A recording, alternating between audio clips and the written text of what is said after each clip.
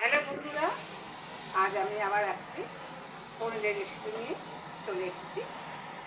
বলেছিলাম না যে আমাদের খাদ্য তালিকায় অন্তত সপ্তাহে দুদিনও পনির কিংবা সয়াবিন কিংবা মাশরুম ইত্যাদি একটু রাখতে হবে। কেননা এগুলো আমাদের প্রোটিনের ঘাটতি পূরণ করে। ঠিক আছে, এবার তো আমরা বিভিন্ন রকমভাবে পনির খাই, আমি আগেও অন্যরকমভাবে দেখেছি, আরও দেখাবো। তো এটা হচ্ছে আমার ফ্রুট পনির কালিয়া। ঠিক আছে, এবার আপনারা এটা খেয়েছেন কিনা জানি না, এখন অবশ্য নানানভাবে রেসিপি এসেছে, নানান রকম শেফও হয়েছেন, নানানভাবে যারা বিদেশ থেকে পাস করে নানা রকম রেসিপি দেখাচ্ছেন, কিন্তু মা কাকিমার রেসিপিগুলো কিন্তু সব কী হচ্ছে, সব যেন বিলুপ্ত হওয়ার পথে। কেমন, তো আমাদের কিন্তু এগুলো এই মা কাকিমা জেঠিমার কাছ থেকে এগুলো শেখা। কেমন, তো রান্না আজও ছিল, আজও আছে, আগেও ছিল, পরেও থাকবে। তো সেটা কীভাবে সুস্বাদু এবং সহজপাচ্য করে তোলা যায়, সেটাই হবে আমাদের মূল উদ্দেশ্য। ঠিক আছে, তো এই উদ্দেশ্য নিয়ে আমি প্রথম থেকেই বলেছি যে এই উদ্দেশ্য নিয়ে কিন্তু আমি এই রান্নাঘরটা ওপেন করেছি।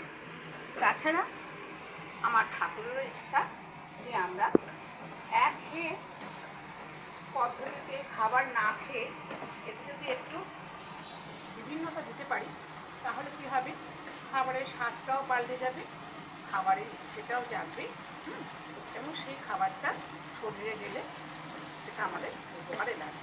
বারবারই বলেছি তো না, অনেকটা সত্ত্বে কোনো খাবার খেলে তাহলে কিন্তু সেই খাবার কোনো শরীরে কোনো কাজ করে না।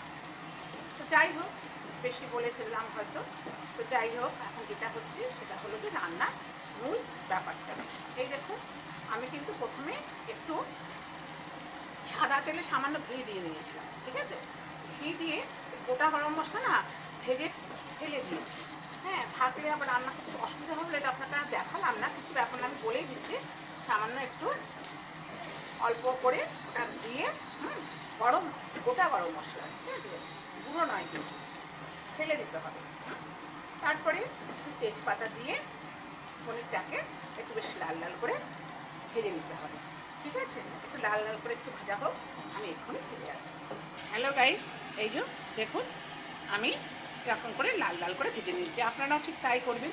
এবার দেখুন, এখানে কিন্তু বিশেষ মশলা কিছু লাগবে না। এই দেখুন, আপেলকে গ্রেট করে নিয়েছি। কেমন, আপেল, এর সঙ্গে একটু আনারস হলে ভালো হয়। আমি একটু আনারসের বদলে আমি একটু কিশমিশ বেটে নিয়েছি। ঠিক আছে, কিশমিশ একটু কাজুও দিতে পারেন, না হলে না দেবেন, পরে গোটাও দিতে পারেন। আর এখানটা এই দেখুন দুধটাকে ক্ষীর করে রেখেছি। ক্ষীর কিন্তু দুধটাকে মোটা করে জাল দেবেন তো অবশ্যই, দিয়ে এটা গুঁড়ো দুধ মিশিয়ে জাল দেবেন, খুব তাড়াতাড়ি এটা ক্ষীরে পরিণত হবে। ঠিক আছে, এবার কিন্তু আমরা একে একে এই ইনগ্রিডিয়েন্টসগুলো অ্যাড করব। কেমন, আচ্ছা, তাহলে আগে আমি এই আপেল কিশমিশ গাজরের এটা পেস্টটা এখানে দিয়ে দিচ্ছি।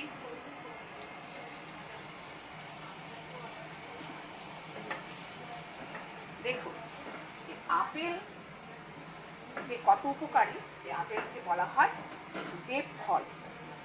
শুধু আমি বলছি তাই নয়, প্রত্যেক ডাক্তাররা কিন্তু এই কথা বলেন, যদি আমরা রোজ একটা করে আপেল খেতে পারি, তাহলে কিন্তু আমরা কোনোদিনও রোগের সম্মুখীন হব না।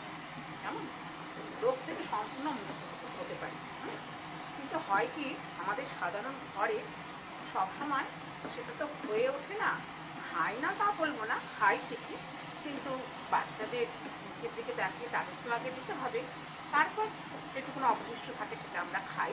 রোজ একটা করে খাওয়া তো আর সত্যিকারে হয় না। যদি খাওয়া যেত, ঠিক আছে, তাহলে কিন্তু অন্যরকম ফল হতো।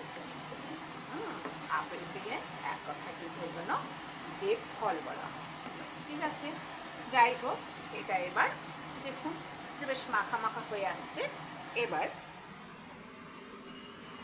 লাস্টলি এই দেখুন ক্ষীর মতো করেছি। ঠিক আছে, এইটা দিয়ে দিলাম, দিয়ে ভালো করে গেছে। এবার যদি আপনি, এটা তো একটু মিষ্টি মিষ্টি টাইপের হয়ে যাচ্ছে। এবার কিন্তু এই দেখুন আমার কিশমিশ বা আপেল এর মধ্যে কিন্তু একটু সামান্য টক ভাব আছে। তবুও যদি আপনি মনে করেন একটু টক মিষ্টি খাবেন, তাহলে কিন্তু একটু স্লাইড বেশি দেবেন না কিন্তু, হ্যাঁ। তাহলে একটু আমিও দিয়ে দেখাচ্ছি, দিতে পারেন, অসুবিধা নেই। একটু স্লাইড করে টমেটো সস দিয়ে দিলেন, ঠিক আছে। বেশি দেবেন না কিন্তু, তাহলে কিন্তু স্বাদটা অন্যরকম হয়ে যাবে, হ্যাঁ। সব কিছুই তো একটা মিক্সিংয়ের ব্যাপার থাকে, আবল তাবল করে যে কোনো পরিমাণ মিশিয়ে দিলে কিন্তু জিনিসটা সম্পূর্ণ অন্যরকম হয়ে যাবে, ঠিক আছে। এবার হচ্ছে দেখুন, তো যেহেতু মিষ্টি মিষ্টি ব্যাপার, তবুও আপনি একটুখানি কাঁচা লঙ্কা, এতে কিন্তু ভুলেও আপনি শুকনো লঙ্কা বা এমনি লাল মির্চিগুলো দেবেন না, তাহলে কিন্তু খাবারের যে সৌন্দর্যটা নষ্ট হয়ে যাবে। প্রয়োজনে আপনি যদি একটু ঝাল খেতেও চান, তাহলে পাশে এরকমভাবে আপনি এই তো কাঁচা লঙ্কা এমনি দিয়ে দেবেন, কেমন? কাঁচা লঙ্কাটা সুন্দর সেন্টও আছে, ঠিক আছে। এবার দিয়ে মোটামুটি তো এটা হয়েই এসছে। এবারে আপনাকে যেটা বলছি, ওই যে বললাম একটা স্পেশাল মশলা, গরম মশলা, গোটা গরম মশলা, জিরে, তারপরে আপনার গোলমরিচ ইত্যাদি সমস্ত দিয়ে একটা স্পেশাল মশলা এটা আমি করেই রাখি। আপনারা যদি করে রাখেন অসুবিধা হবে না, সবসময় করতে হবে না, রোজ রোজ করা তো সম্ভব না, ঠিক আছে। তাহলে একটু একটু করে রাখবেন, ঠিক আছে। তাহলে এইভাবে ওপর দিয়ে ছড়িয়ে দেবেন, হ্যাঁ।